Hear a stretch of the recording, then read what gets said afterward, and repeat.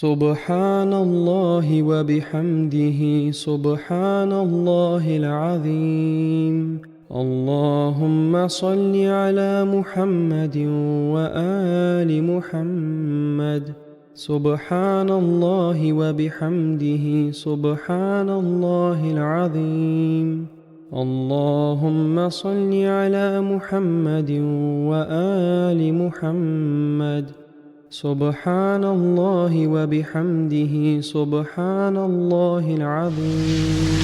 ایک اور جگہ آن حضرت صلی اللہ علیہ وسلم نے فرمایا، یہ بھی بخاری کتاب الصوم سے حدیث لی گئی ہے، عن ابی ہریرہ رضی اللہ تعالی عنہ قال قال رسول اللہ صلی اللہ علیہ وسلم قال اللہ عز وجل کل عمل ابن آدم لہ الا الصیام فإنه لی وانا اجزی بہی۔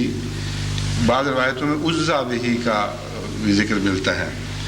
والصیام جنۃ فاذا کان یوم صوم احدکم فلا یرفث ولا یسخط فإن صابہ احد او قاتلہ فلیقل انی صائم والذی نفس محمد بیدہ لخلوف فم الصائم اطیب عند اللہ من رح المسک للصائم فرحتان یفرحہما اذا افطر فرح واذا لقی ربہ فرح بصومہ۔ اس کا ترجمہ یہ ہے کہ حضرت ابو ہریرہ سے روایت ہے، آپ نے عرض کیا کہ آپ نے کہا حضرت صلی اللہ علیہ وسلم نے فرمایا کہ اللہ عز و جل فرماتا ہے کل عمل ابن آدم لہ، انسان کا ہر عمل اس کی خاطر ہوا کرتا ہے، الا الصیام سوائے روزے کے، روزے اس کے لیے نہیں ہوتے، فإنہ لی وہ میری خاطر ہوتے ہیں، وأنا أجزی بہ، اس کا ترجمہ ایک یہ بنتا ہے میں اس کی جزا دیتا ہوں، اور دوسری روایت کے مطابق میں خود اس کی جزا ہوں۔ والصیام جنۃ، اور روزے تو ڈھال کی طرح ہوتے ہیں، فإذا کان یوم صوم احدکم فلا یرفث ولا یسخط، جب بھی انسان کو روزے کا دن نصیب ہو اس میں وہ بیہودہ گوئی سے کام نہ لے اور شور و شر سے پرہیز کرے۔ اگر اسے کوئی شخص گالی دے یا اس سے لڑائی کرے تو اس سے یہ کہے کہ میں تو روزے دار ہوں، وہ ذات جس کے ہاتھ میں محمد کی جان ہے، یہ رسول اللہ صلی اللہ علیہ وسلم فرماتے ہیں، اس ذات کی قسم جس کے ہاتھ میں محمد کی جان ہے کہ روزے دار کے منہ کی بو اللہ کے حضور مشک کی خوشبو سے بہت بہتر ہے۔ للصائم فرحتان، روزے دار کے لیے دو خوشیاں مقدر ہیں، ایک وہ جب وہ روزہ کھولتا ہے تو اس کا دل فرحت سے لبریز ہو جاتا ہے، اور دوسری وہ خوشی جب وہ اپنے رب کو پا لیتا ہے۔ اس سلسلے میں اس حدیث کے تعلق میں بعض وضاحتیں ضروری ہیں۔ سب سے پہلے تو یہ ہے کہ فرمایا گیا کہ ہر نیکی ہر انسان اپنے لیے کرتا ہے، اور یہ نیکی جو ہے یہ اللہ کی خاطر ہے اور اللہ اس کی جزا ہے، یا اللہ اس کی جزا دیتا ہے۔ اس کا کیا مطلب ہے؟ کیا نمازیں اپنے نفس کے لیے پڑھی جاتی ہیں؟ کیا خدا کی راہ میں خرچ اپنے نفس کے لیے کیا جاتا ہے؟ کیا بنی نوع انسان کی دوسرے کسی رنگ میں خدمت کرنا انسان اپنے نفس کی خاطر کرتا ہے اور صرف روزہ خدا کی خاطر رکھتا ہے؟ یہ تو قابل فہم بات ہی نہیں ہے۔ اس لیے عام طور پر جو لوگ اس حدیث کو پڑھ کر گزر جاتے ہیں اور غور نہیں کرتے، وہ ایک بہت اہم بنیادی نقطے سے محروم رہ جاتے ہیں۔ وہ جو جس حقیقت کی طرف اس میں اشارہ فرمایا گیا ہے، اس حقیقت کو سمجھے بغیر عام طور پر لوگ اس حدیث سے گزر جاتے ہیں، اور یہ ایک مشکل مسئلہ ہے جسے ٹھہر کر غور کر کے سمجھنا چاہیے۔ میں نے اس پر غور کیا، اور جب سمجھ نہ آئی تو پھر دعا کی کہ اللہ تو ہی سمجھا، آخر یہ کیا فرق ہے، کیوں خدا تعالیٰ نے ایسی عجیب بات فرمائی؟ کیونکہ یہ حدیث قدسی ہے، رسول اللہ صلی اللہ علیہ وسلم نے خدا کی طرف منسوب فرمائی ہے، اس لیے اللہ ہی نے فرمایا جو آپ نے آگے ہم تک پہنچایا۔ تو مجھے اس کا ایک مضمون سمجھ آیا، اور میں سمجھتا ہوں کہ جس طرح میرے دل کے لیے وہ مطمئن کرنے کا مجھے بنا، آپ کے لیے بھی مطمئن کرنے کا مجھے بنے گا۔ نیکیاں سب سے پہلے یہ سمجھنا چاہیے کہ لقاء اس کی جزا بتائی گئی ہے، اس نیکی کی، خدا سے ملاقات۔ اور دوسری جگہوں سے یہ پتہ ثابت ہوتا ہے، ویسے بھی انسان اپنی عقل سے سلیم سے بھی جانتا ہے کہ مرنے کے ساتھ لقاء کا تعلق ہے۔ جو انسان مر جاتا ہے اسے لقاء باری تعالیٰ نصیب ہوتی ہے، اور مرنا دونوں طرح سے ہوتا ہے، روحانی لحاظ سے بھی اور جسمانی لحاظ سے بھی۔ اور جب انسان مرتا ہے تو قرآن کریم سے قطعی طور پر ثابت ہے وہ وہاں سے لقاء شروع ہو جاتی ہے، یعنی روحانی لقاء تو زندگی میں ہی شروع ہو جاتی ہے، لیکن مرنے کے بعد تو ہر شخص خدا کے حضور حاضر ہوگا۔ میں نے غور کیا کہ جتنی دوسری نیکیاں ہیں وہ نیکیاں اگر جاری رکھی جائیں یا ان میں انتہا کر دی جائے تو اس کے نتیجے میں آدمی مر نہیں سکتا۔ نمازیں پڑھتا رہے، سارا دن نمازیں پڑھے، کھانا اگر نہیں چھوڑتا اور پانی نہیں چھوڑتا تو مرے گا نہیں۔ اگر ایک انسان خدمت خلق کرتا ہے تو بے شک جتنی چاہے کرے، اس کے نتیجے میں مر نہیں سکتا۔ روزہ ایک ایسی چیز ہے جس کے نتیجے میں زندگی کے واجبات انسان اپنے اوپر حرام کر لیتا ہے، اور اگر روزہ لمبا کر دیا جائے تو 2 3 4 5 دن کے عرصے کے اندر انسان کا انجام لازماً موت ہے۔ بس اس کا منطقی نتیجہ یہ نکلتا ہے کہ انسان اگر روزے کی نیکی کو بڑھائے گا، لمبا کرے، تو ملاقات اللہ تعالیٰ کی ملاقات کے لیے روانہ ہو جاتا ہے۔ اس سے کم درجے پر یہ سفر پھر ختم نہیں ہوتا۔ اللہ تعالیٰ کی یہ شان ہے کہ ہر نیکی کو اپنے منتہا تک پہنچنے سے پہلے اپنے فضل سے روک دیتا ہے، اور فرماتا ہے کہ باقی جزا میں اپنے فضل سے دوں گا۔ نمازیں ہم جتنی پڑھتے ہیں اگر اتنی ہی جزا ہمیں ملے تو ایک انسان کی ساری عمر کی نمازیں اگر ملا لی جائیں تو زیادہ سے زیادہ 20 سال کی عبادت کہہ سکیں گے آپ اس کو، جو بہت ہی عبادت کرنے والے ہیں ان کی 20 سال کی بن جائے گی۔ تو 20 سال کی جنت کے بعد اس کی نیکی ختم، اس کی جزا ختم۔ پر اللہ تعالیٰ اسی نیکی کو اس طرح آگے بڑھا دیتا ہے کہ گویا وہ ہمیشہ کے لیے جاری ہوگی، اور جو جزا اس ہمیشگی کے نتیجے میں ملنی چاہیے وہ اس کو عطا ہوتی ہے۔ بس نمازوں کی جزا بھی اس طرح ملتی ہے اور دوسری نیکیوں کی جزا بھی اس طرح ملتی ہے، لیکن کسی نیکی کے نتیجے میں چونکہ موت مقدر نہیں ہوتی اگر اسے بڑھا دیا جائے، اس لیے وہ جزا نہیں ملتی۔ اسے یہ نہیں کہا جا سکتا کہ اللہ خود اس کی جزا ہے، یہ نیکی اگر تم زیادہ کرو گے تو آگے میں کھڑا ہوں گا۔ تو فرمایا تم نے اب میری خاطر گویا موت قبول کر لی ہے۔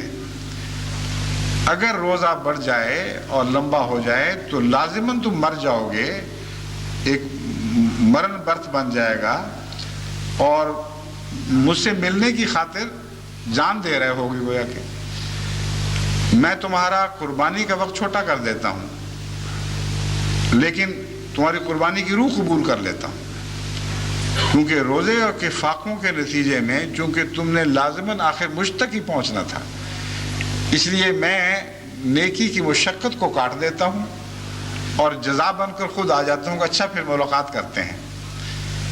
اور یہ ملاقات جو ہے یہ آخرت کے لیے مقدر نہیں ہے، اس دنیا میں ملنی ہونی چاہیے۔ یہ مضمون ہے جو میں آپ کو سمجھانا چاہتا ہوں، کیونکہ آخرت کی ملاقات تو ہر مرنے والے کی ہونی ہی ہونی ہے۔ روزے کی جزا خدا خود تب بنتا ہے کہ وہ خود آ کھڑا ہو اور خود ملاقات کے لیے اپنا جلوے انسان پر ظاہر فرمائے۔ یہی وہ مضمون ہے جس کا اس آیت کریمہ میں ذکر ملتا ہے جو میں نے آپ کے سامنے پہلے تلاوت کی تھی، اذا سالک عبادی انی فانی قریب اجیب دعوت الداعی اذا دعان فلیستجیبوا لی، کہ رمضان کے روزے رکھو گے تو میرا وعدہ ہے کہ میں لقاء کے لیے آ جاؤں گا، تم اپنی کوشش سے جو بات حاصل نہیں کر سکتے، میں اپنے فضل سے تمہیں عطا کر دوں گا۔ اور رمضان کا آخری مقصد لقاء باری تعالی ہے، یعنی خدا کی راہ میں اس کے ملنے کی خاطر جان گوا بیٹھنا۔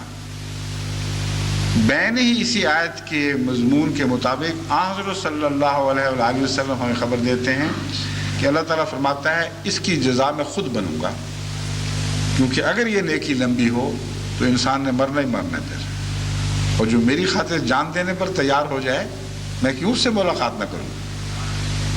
بس ہمارے روزوں کی قبولیت کا نشان یہ ہے کہ رمضان مبارک کے اختتام سے پہلے ہم اللہ کے جلووں کے نظارے دیکھیں، قرب الہی کی لذت محسوس کریں، اور کسی نہ کسی رنگ میں لقاء سے لذت یاب ہوں۔ یہ ضروری نہیں ہے کہ خدا ایک ہی طرح ہر ایک کو دکھائی دے، نبیوں سے بھی خدا کا مختلف معاملہ ہے۔ جس شان کا جلوہ حضرت محمد رسول اللہ صلی اللہ علیہ وآلہ وسلم کے دل کے عرش پر اترا ہے، ویسا جلوہ تو کسی نبی نے نہیں دیکھا تھا، مگر ہر نبی نے دیکھا تھا، کچھ نہ کچھ تو دیکھا تھا۔ بغیر لقاء کے نبوت ہو ہی نہیں سکتی۔ بس یہ ضروری نہیں کہ لقاء ایک ہی طرح کی ہو، مگر کچھ نہ کچھ لقاء ضروری ہے، اور یہ نشان ہوگا اس بات کا عملی ثبوت ہوگا کہ ہمارا رمضان مقبول ہوا۔ اور اگر ہمیں لقاء باری نصیب نہ ہو تو پھر وہی بات اطلاق پائے گی کہ نہ خدا ہی ملا، نہ وصال صنم، نہ ادھر کے رہے نہ ادھر کے رہے۔ بس اپنے رمضان کو ضائع نہ کریں۔ دوسری بات اس حدیث نبوی میں جو فرمائی گئی ہے خاص طور پر قابل غور،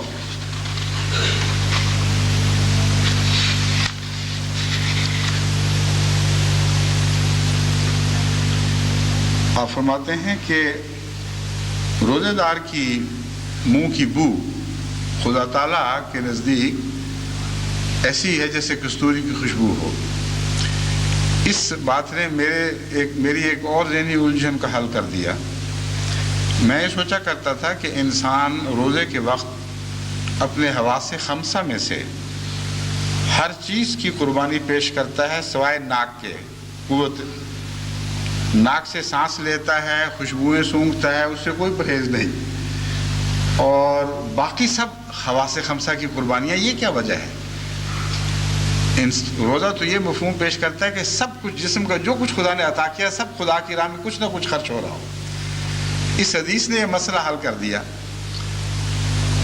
بدبو سونگھتا ہے اپنی، ایک نفیس طبیعت کے لیے بہت بڑا عذاب ہے، اپنی بھی سونگھتا ہے اور اپنے بھائیوں کی بو بھی سونگھتا ہے۔ رمضان مبارک میں جو قریب سے بعض دفعہ بے احتیاط لوگ آ کے جب ایک دم بات کرتے ہیں تو منہ سے ایک دم بو کا بھباکا اٹھتا ہے، جو روزے کے نتیجے میں پیدا ہو جاتی ہے۔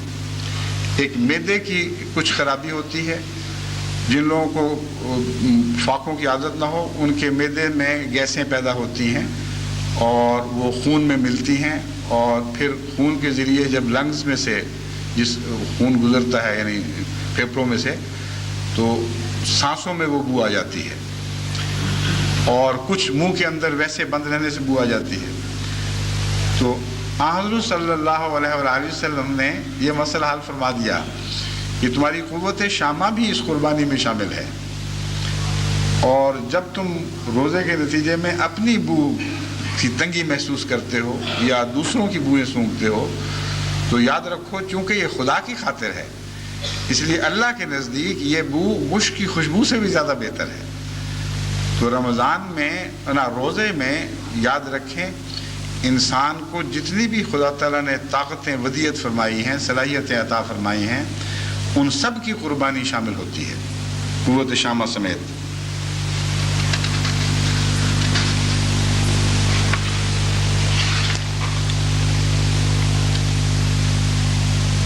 پھر اس میں حضرت صلی اللہ علیہ وآلہ وسلم نے فرمایا ہے کہ جب روزہ رکھو تو بیہودہ گوئی سے پرہیز کیا کرو اور شور و شر سے پرہیز کرو۔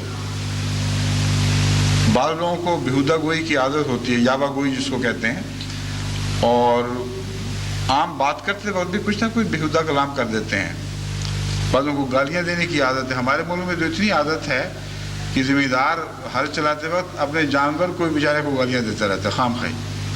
وہ بیل بیچارہ محنت کر رہا ہے, اس کی سوٹیاں کھاتا ہے, ساتھ گندی گالیاں بھی. ایسا لغو طریقہ ہے, یہ شاید ہی دنیا کی کسی قوم میں رواج ہو, مگر ہماری قوم میں تو خوب پایا جاتا ہے, یعنی پاکستان میں اور ہندوستان میں اور شاید بنگلہ دیش میں بھی پایا جاتا ہو.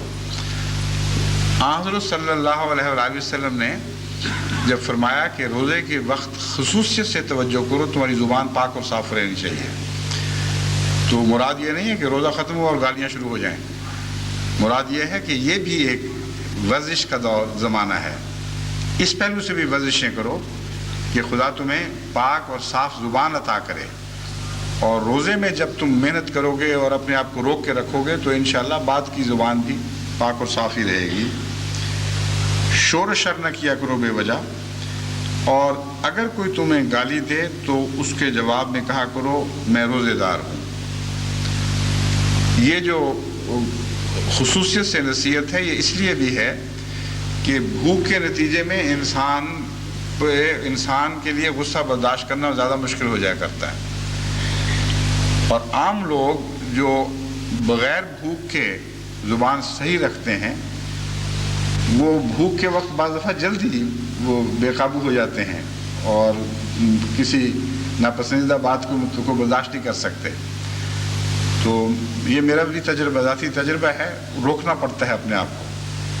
بس حضرت صلی اللہ علیہ وآلہ وسلم کی ہر نصیحت گہری انسانی نفسیات کے مطالعہ پر مبنی ہے, اور اللہ تعالیٰ کی طرف سے جو الہام کا نور نازل ہوا اس نے آپ کی اس فطری روشنی کو اور بھی زیادہ روشن تر کر دیا.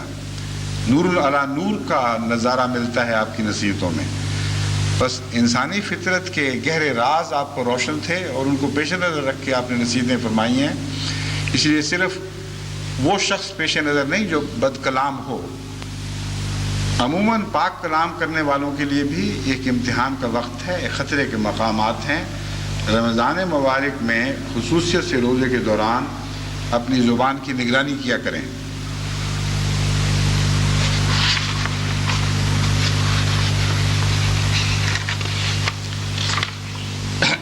صحیح بخاری کتاب صوم سے ایک اور حدیث پیش کرتا ہوں. حضرت سہل سے روایت ہے, فرمایا حضرت صلی اللہ علیہ وآلہ وسلم نے فرمایا جنت میں ایک دروازہ ہے جس کو ریان کہتے ہیں. قیامت کے دن روزے دار اس سے داخل ہوں گے اور ان کے سوا کوئی اس میں سے داخل نہیں ہوگا. پوچھا جائے گا کہ روزے دار کہاں ہیں, تو وہ کھڑے ہو جائیں گے, ان کے سوا کوئی اس میں سے داخل نہیں ہوگا, اور جب وہ داخل ہو جائیں گے تو بند کر دیا جائے گا اور پھر کوئی اس سے داخل نہیں ہوگا. ریان لفظ جو ہے اس میں اس بات کی کنجی ہے کہ وہ کیا ثواب ان کو خصوصیت سے دیا جائے گا, کیوں ان کے لیے ایک علیحدہ دروازہ مقرر ہے. ریان ریا لفظ ریا سے صفت مشبہ ہے فعل سے. سیر ہونا, ضد العطشان یعنی پیاس کا الٹ,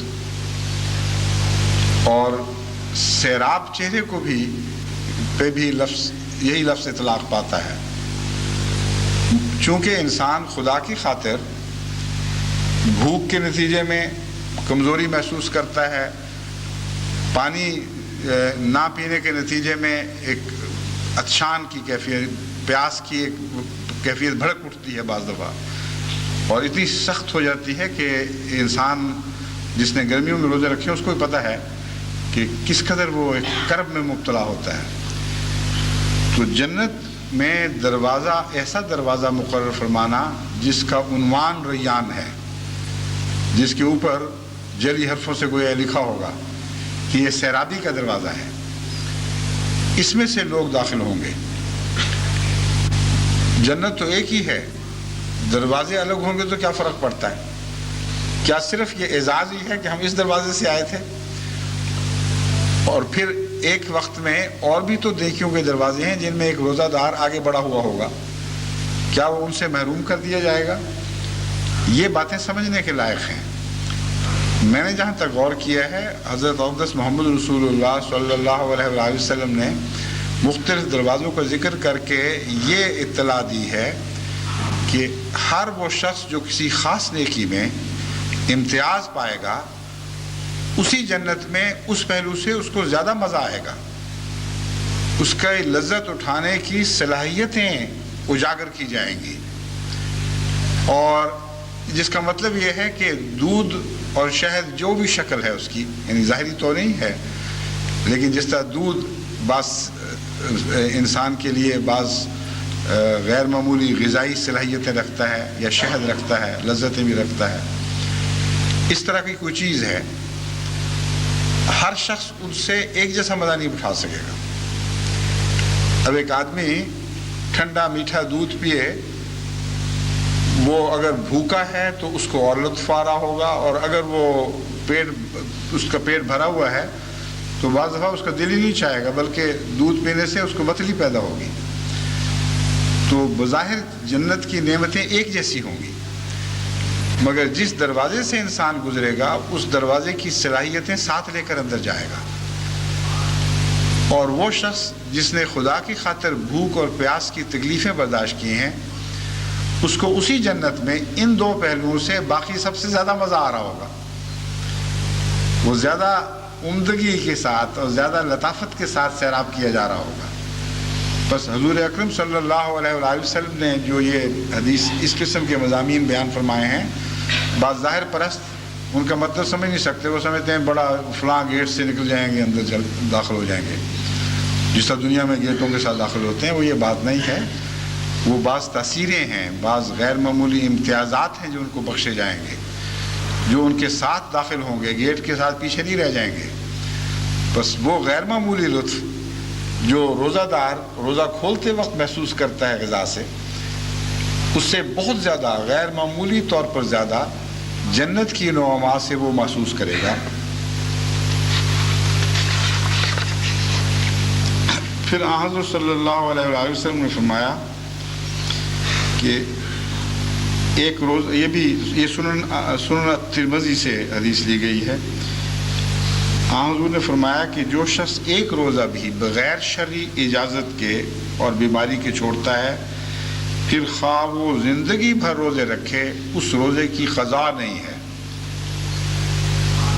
قضا کا مضمون قرآن کریم میں کھول کر بیان فرما دیا گیا ہے، اور یہ اسی سے دراصل استنباط ہے۔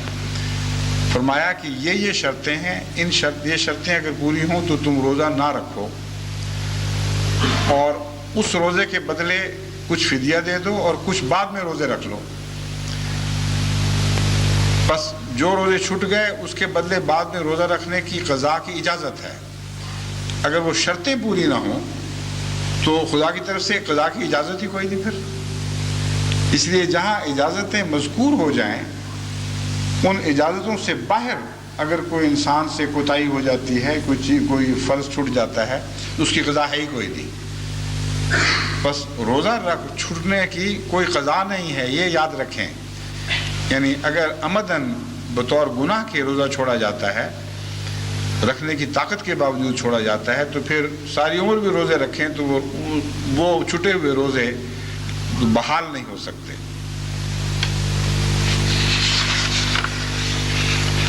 سنن ابن ماجہ سے یہ حدیث لی گئی ہے، اس میں حضرت ابو ہریرہ رضی اللہ تعالیٰ عنہ سے روایت ہے کہ حضرت صلی اللہ علیہ وآلہ وسلم نے فرمایا، ہر چیز کی زکوٰۃ ہوتی ہے، اور جسم کی زکوٰۃ روزہ ہے۔ روزے تو آدھا صبر ہیں۔ اس حدیث کا جہاں تک پہلے نصف کا تعلق ہے، یہ بات تو ہر انسان عام طور پر سمجھ لیتا ہے، سمجھنا آسان ہے کہ جسم کی زکوٰۃ روزے میں نکلتی ہے۔ انسان، جیسا کہ میں نے بیان کیا، انسانی جسم کو جتنی صلاحیتیں خدا نے عطا فرمائی ہیں، ان سب میں سے وہ کچھ خدا کی خاطر مشقت برداشت کرتا ہے، اور ان سب پر اس مشقت کا اثر پڑتا ہے۔ کوئی بھی حواس خمسہ میں سے ایسے نہیں ہیں جن کو خدا کی راہ میں قربانی نہ کرنی پیش کرنی ہو، بس یہ گویا جسم کی زکوٰۃ نکل رہی ہے۔ اور زکوٰۃ نکلنے کا جو مفہوم ہے، اس کو سمجھنا چاہیے۔ زکوٰۃ کے متعلق قرآن کریم فرماتا ہے کہ زکوٰۃ کم کرنے کے لیے نہیں ہے بلکہ بڑھانے کے لیے ہے۔ اور ان لوگوں پر ناراضگی کا اظہار فرمایا ہے جو یہ کہتے ہیں کہ زکوٰۃ سے مال کم ہوتے ہیں اور سود سے بڑھتے ہیں۔ اللہ تعالیٰ فرماتا ہے سود سے کم ہوتے ہیں اور زکوٰۃ سے بڑھتے ہیں۔ یہ وہ مضمون ہے جس کی طرف اشارہ ہے۔ بس وہ انسان جو یہ چاہتا ہے کہ اس کے جسم پہلے سے زیادہ صحت مند ہو جائے، جب وہ خدا کی خاطر اپنے جسم کی ہر طاقت کی قربانی پیش کرتا ہے تو حضرت محمد رسول اللہ صلی اللہ علیہ وآلہ وسلم کا وعدہ ہے کہ وہ زکوٰۃ شمار ہوگی، اور زکوٰۃ کے نتیجے میں اسی قسم کی چیزوں میں برکت پڑنے کا خدا کا وعدہ قرآن کریم میں موجود ہے۔ بس وہ جاہل جو یہ کہتے ہیں کہ روزے کے نتیجے میں مسلمانوں کی صحتیں کمزور ہو جاتی ہیں، یہ بے وقوفی ہے، ان کی لا علمی ہے۔ وہ سود خوری نظام سے کے عادی یہی سمجھتے ہیں کہ زکوٰۃ کے پیسے سے بھی کمزوری آتی ہے مال میں، اور زکوٰۃ کے جسمانی خرچ سے بھی جسم میں کمزوری آتی ہے۔ اور قرآن کریم فرماتا ہے اس کے برعکس صورتحال ہے۔ اور جہاں تک انسانی تجربہ ہے، میں اپنے تجربے سے کہہ سکتا ہوں کہ اگر ہر مہینے رمضان کے روزے فرض نہ ہوتے تو پتہ نہیں اب تک ہم زندہ بھی ہوتے کہ نہ، صحت کا کیا حال ہونا تھا، کن کن مصیبتوں میں مبتلا ہوتے۔ رمضان تو تمام کھوئی ہوئی طاقتوں کو بحال کر جاتا ہے، جسم کو ایک نئی جان بخش دیتا ہے۔ وہ کمزوریاں جو انسان نے اپنی غفلت سے خود اپنے اوپر عائد کر رکھی ہیں، وہ بیماریاں جو انسان جن میں اپنی غلطیوں سے ملوث ہو جاتا ہے اور ان کا شکار ہو جاتا ہے، رمضان سے آ کے دھلنی شروع ہو جاتی ہیں اللہ کے فضل کے ساتھ۔ بس جو عورتیں سمجھتی ہیں کہ ہمارے بچوں کی صحت کمزور ہو جائے گی، روزے نہ رکھوائے جائیں، جو لوگ کہتے ہیں ان غیر ملکوں میں، غیر ممالک غیر اسلامی ملکوں میں کہ نوجوانی کی عمر میں روزہ رکھنا مضر ہے، بالکل جھوٹ ہے۔ نوجوانی کی عمر میں فرض نہیں ہے، یہ درست ہے، لیکن جو رکھتے ہیں ان کو نقصان کوئی نہیں ہوتا۔ ہم نے قادیان میں اپنے گھروں کے ماحول میں یہی دیکھا کہ چھوٹے بچے بھی جو 8-9 سال کی عمر کو پہنچ جاتے ہیں، جو شوق سے روزہ رکھنا چاہتے ہیں، ان کو کبھی روکا نہیں گیا تھا۔ کبھی کسی نے یہ نہیں کہا کہ تمہاری صحت کمزور ہو جائے گی تم رک جاؤ۔ ہاں اگر کوئی زیادہ ہی جوش دکھائے اور کہے کہ میرے سارے مہینے کے رکھنے ہیں تو اسے پیار سے سمجھایا جاتا تھا کہ نہ کرو۔ اس کی وجہ بڑی یہ تھی کہ بعض دفعہ کچی عمر میں زیادہ نیکی کرنے سے نیکی سے انسان متنفر ہو جاتا ہے۔ وہاں بھی صحت کی خرابی کا خطرہ نہیں تھا، غالباً یہ وجہ ہوتی تھی کہ بچہ کہیں زیادہ جوش میں نیکی کر کے آئندہ نیکیوں سے نہ جائے کہیں، اور اس کے دل میں ایک نیکیوں کے خلاف ایک قسم کی بے رغبتی نہ پیدا ہو جائے۔ بہرحال ہم نے بچپن میں رکھے ہوئے ہیں، 7-8 سال کی عمر سے شروع میں 2-3، پھر 7-8، پھر بلوغت سے پہلے 15-20 تک پہنچ جایا کرتے تھے، اور بلوغت کے بعد خدا کے فضل سے جہاں تک مجھے یاد ہے روزے رکھنے کی توفیق ملی، سختیوں میں بھی، نرمیوں میں بھی، چھوٹے دنوں میں بھی، زیادہ دنوں میں بھی، لیکن کوئی ایسا نقصان مجھے یاد نہیں جس نے ہمیشہ کے لیے صحت پر برا اثر چھوڑا ہو۔ شاید ربوہ کے ابتدائی سالوں میں جب بنا تھا، جو گرمیاں وہاں پڑی تھیں ان کے نتیجے میں ہم کہہ سکتے ہیں کچھ نقصان ہوتا تھا، مگر وہ اس طرح کہ شدید گرمی تھی اور 124 درجے تک ٹیمپریچر صبح شام ٹھہر ہی جایا کرتا تھا، اور بجلی نہیں تھی، کوئی پنکھا نہیں تھا، تو نقصان جو پہنچتا تھا وہ اس طرح پہنچتا تھا کہ بعض لوگ چادریں بھگو کر ان میں لپٹ کے وقت گزارتے تھے، اور اس سے اعصاب پر برا اثر پڑتا تھا۔ بس وہ براہ راست گرمی کی سختی کے نتیجے میں نہیں بلکہ گرمی کے غلط علاج کے نتیجے میں ہوتا تھا۔ میں اس لیے وضاحت کر رہا ہوں کہ بعض لوگ جنہوں نے وہ تجربے کیے ہیں وہ شاید کہہ دیں کہ نہیں فلاں وقت تو ہمیں نقصان پہنچا تھا مگر اپنی غلطی کی وجہ سے۔ عام طریق پر جو روزہ رکھا جائے، اس کی سختی برداشت کی جائے، اس کا دائمی نقصان نہیں ہوا کرتا، سوائے اس کے کہ بیمار رکھ لے۔ ایک چیز اور بڑی دلچسپ اس حدیث میں بیان ہوئی ہے، وہ ہے روزے تو آدھا صبر ہوتے ہیں، میں نے اس پر بڑا غور کیا کہ اللہ میاں یہ آدھا صبر کیا مطلب، پورا صبر کیوں نہیں؟ اور حضرت صلی اللہ علیہ وآلہ وسلم جب ایک بات بیان فرماتے ہیں تو لازماً گہری حکمت پر مبنی ہوتی ہے، تو اس حکمت سے ہمیں بھی کچھ نعمت، اس حکمت کی کچھ نعمت ہمیں بھی عطا فرما دے، سمجھا دے کہ کیا قصہ ہے۔ تو دو باتیں میری سمجھ میں آئیں، ایک یہ کہ رمضان خواہ گرمیوں کے ہوں یا سردیوں کے ہوں، کہیں روزے چھوٹے ہوتے ہیں کہیں بڑے ہوتے ہیں، لیکن پورا دور جو گرمیوں سردیوں کا گزرتا ہے اس کی اوسط نصف دن ہی بنتی ہے۔ بعض دفعہ شمالی حصے قطب میں کی قریب جائیں بعض دفعہ تو روزے چھوٹے ہونے شروع ہو جاتے ہیں، لیکن اگر وہیں سال گزارا جائے تو آگے بڑے روزے بھی پھر وہیں آ جائیں گے۔ اور دنیا میں کوئی بھی خطہ ایسا نہیں جہاں کہ روزے رکھنے والوں کی آخری اوسط نصف نہ بن جائے۔ بس روزے کبھی چھوٹے کبھی بڑے، لیکن اوسطاً نصف روزہ ہی بنتا ہے، یعنی 24 گھنٹے کا نصف روزے میں کٹتا ہے۔ تو اس لحاظ سے اسے نصف صبر کہنا بہت ہی عمدہ مبنی بر حکمت بات ہے۔ لیکن ایک اور معنی بھی اس کے مجھے یہ سمجھ آئے کہ صبر دو قسم کے ہوتے ہیں، ایک ان بلاؤں پر صبر جن پر انسان کا اختیار نہیں، جیسا کہ آفات سماوی ہیں، جیسا کہ کسی ظالم کے ظلم ہیں، کوئی مالی نقصان پہنچا دیتا ہے، کوئی لٹیرا لوٹ کر لے جاتا ہے، کوئی جسمانی اذیتیں پہنچاتا ہے، جیسا کہ آج کل بوسنیا میں ہو رہا ہے اور بہت سے دیگر مسلمان ممالک میں بھی دکھائی دیتا ہے۔ کئی قسم کے ظلم ہیں جو ایک انسان دوسرے پر توڑتا ہے، یا جنہیں آفات سماوی کہتے ہیں، حوادث زمانہ، ان کے نتیجے میں انسان برداشت کرتا ہے۔ اور ان پر اگر کوئی صبر کرے تو وہ بیرونی مصائب پر صبر کرنا کہلائے گا، جن پر انسان کا اختیار ہی کوئی نہیں۔ صبر کی ایک قسم ہے جو اندرونی مصائب سے تعلق رکھتی ہے، جس میں بندے کا اختیار ہے، مثلا پانی ملتا ہو اور نہ پیے، بھوک لگی ہو اور روٹی نہ کھائے جو مل رہی ہو،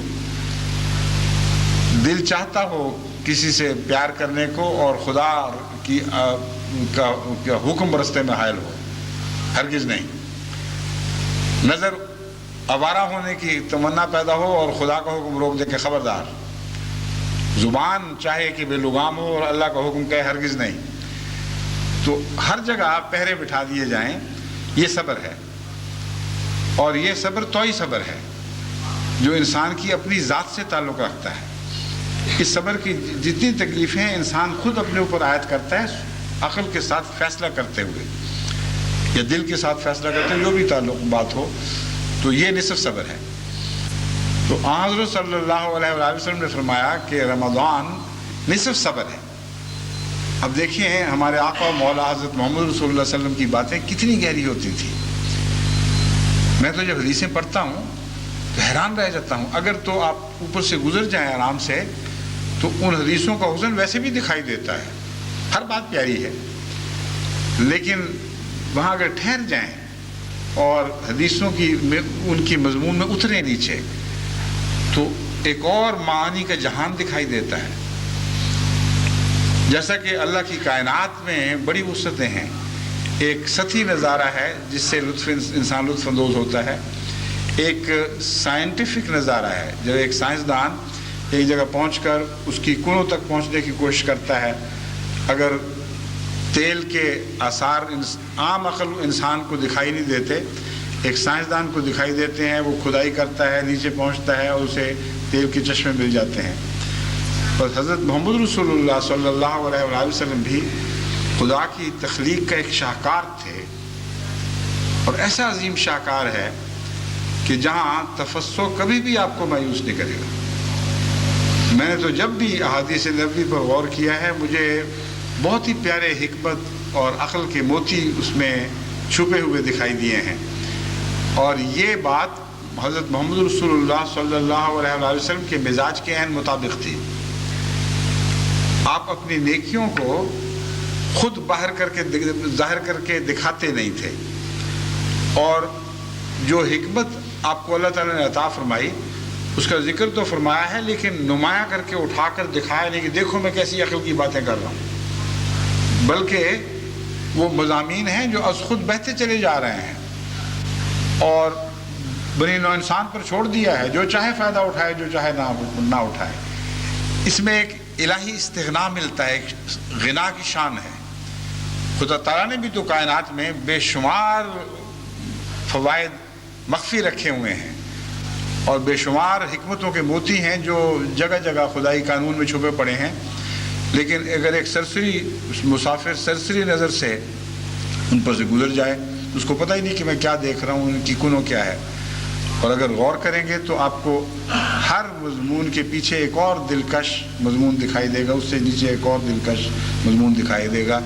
بس جیسا کہ قرآن خدا تعالیٰ کی تخلیق کا ایک عظیم شاہکار ہے، اسی طرح ہمارے آقا و مولا حضرت محمد مصطفیٰ صلی اللہ علیہ وآلہ وسلم بھی اللہ تعالیٰ کی تخلیق کا ایک عظیم شاہکار ہے، ایک پوری کائنات ہے۔ اللہ تعالیٰ ہمیں توفیق عطا فرمائے کہ خصوصیت سے حضرت صلی اللہ علیہ وآلہ وسلم کے فیض سے اس مہینے میں فیضیاب ہوں۔ وہ ہوا جو چلا کرتی تھی بنی نوع انسان میں خیرات کی خاطر، وہ چلنا بند نہیں ہوئی، وہ آج بھی جاری ہے۔ وہ ہوا رمضان میں تیز تر آج بھی ہوتی ہے۔ وہ خزانے جو محمد رسول اللہ کے ارشادات میں مدفون ہیں اب بھی وہ حاصل ہو سکتے ہیں اگر کوئی انسان اپنا ہاتھ پھیلائے اور ان تک پہنچنے کی کوشش کرے۔ اور اس کا سب سے اہم طریق یہ ہے کہ رمضان مبارک میں خصوصیت سے درود پر سلام بھیجیں، اور مسلمانوں کے لیے دعا کا بھی بہترین طریقہ یہی ہے کہ آل محمد کے حوالے سے مسلمانوں کے لیے دعا کیا کریں۔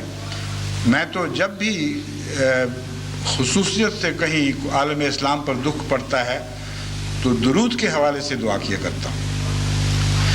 اے اللہ جیسے بھی ہیں تیرے محمد کے غلام ہیں، تیرے عاشق محمد رسول اللہ کے سے پیار کرنے والے ہیں، جو کچھ اور بھی ہوں پیار کا دعویٰ رکھتے ہیں۔ اور حضرت مسیح موعود علیہ الصلوۃ والسلام کے الفاظ میں میں اللہ کے حضور عرض کرتا ہوں کاخر کنن دعوی حب پیغمبرم، امت بگڑ گئی، بہت سی برائیوں میں مبتلا ہو گئی، تیرے فضلوں کی مستحق نہ رہی نہ صحیح، لیکن تیرے اور ہمارے محبوب آقا تیرے محبوب بندے ہمارے محبوب آقا محمد رسول اللہ کے عشق کا دعویٰ تو رکھتے ہیں۔ بس اللہم صلی علی محمد وعلی آل محمد کما صلیت علی ابراہیم وعلی آل ابراہیم انک حمید مجید، اس طرح درود پڑھیں تو آپ کی ساری دعائیں امت کے حق میں جامع بھی ہو جائیں گی اور زیادہ قبولیت کا درجہ پائیں گی۔ اللہ تعالیٰ ہمیں اس کی توفیق عطا فرمائے۔